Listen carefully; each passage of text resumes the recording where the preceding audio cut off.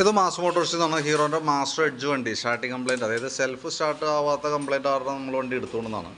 അപ്പോൾ നിലവിൽ അതിൻ്റെ ബാറ്ററി ഒരുപാട് ഡൗൺ ആയിട്ടുണ്ടായിരുന്നു, കാരണം സെൽഫ് കുറേ അടിച്ച് ലോഡായിട്ട് കിടന്ന് ബാറ്ററി ചാർജ് ഇറങ്ങിയിട്ടുണ്ടായിരുന്നു. നമുക്കിത് ഇരിക്കുന്ന ബാറ്ററി 2021 ബാറ്ററി ഉണ്ട്, ആമറോണിൻ്റെ ബാറ്ററിയാണ് വണ്ടിയിൽ ഇരിക്കണേ. അപ്പോൾ 4 വർഷം പഴക്കമായിട്ടുണ്ട്. ബാറ്ററി നമ്മളൊന്ന് ഫുൾ ചാർജ് ചെയ്തതിന് ശേഷം ഒന്ന് ടെസ്റ്റിലേക്ക് വിടുന്നുണ്ട്. ഇപ്പോൾ ഫുൾ ചാർജ് ചെയ്തപ്പോൾ 13 വോൾട്ട് വരെ ആയിട്ടുണ്ട്. ലോഡ് ടെസ്റ്റിലേക്ക് കൊടുക്കുമ്പോൾ 8.95. അപ്പോൾ ബാറ്ററി വലിയ പ്രോബ്ലം കാണിക്കണില്ല, പക്ഷേ ഡൗൺ ആവണുണ്ട് താഴേക്ക് കേട്ടോ.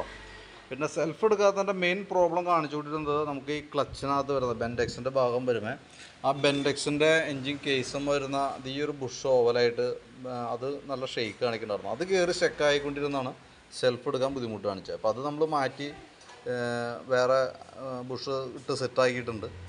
അതിന് ശേഷം നമ്മളിപ്പോൾ ബാറ്ററി ചാർജ് ചെയ്ത് റീസെറ്റ് ചെയ്തിട്ടുണ്ട്. പക്ഷേ ഇനിയിപ്പോൾ ബാറ്ററിയുടെ പ്രോബ്ലം കൊണ്ട് വരും, കാരണം എന്താ വെച്ചാൽ ഇപ്പോൾ തന്നെ നമ്മൾ ലോഡിലേക്ക് കൊടുക്കുമ്പോൾ നോക്കിക്കോട്ടെ താഴേക്ക് പോകുന്നുണ്ട് ശരിക്കും.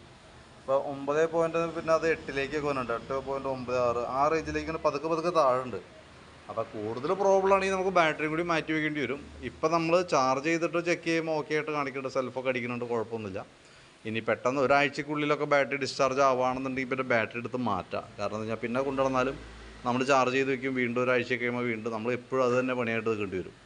അപ്പോൾ സെൽഫിൻ്റെ കേസ് നിലവിൽ ബെൻഡെക്സുമായി ബന്ധപ്പെട്ട കംപ്ലയിൻറ്റ് റെഡി ആക്കിയിട്ടുണ്ട്. ഇനി കാണിക്കുകയാണെങ്കിൽ ബാറ്ററിയുടേതായിട്ടാണ് വരുള്ളൂ.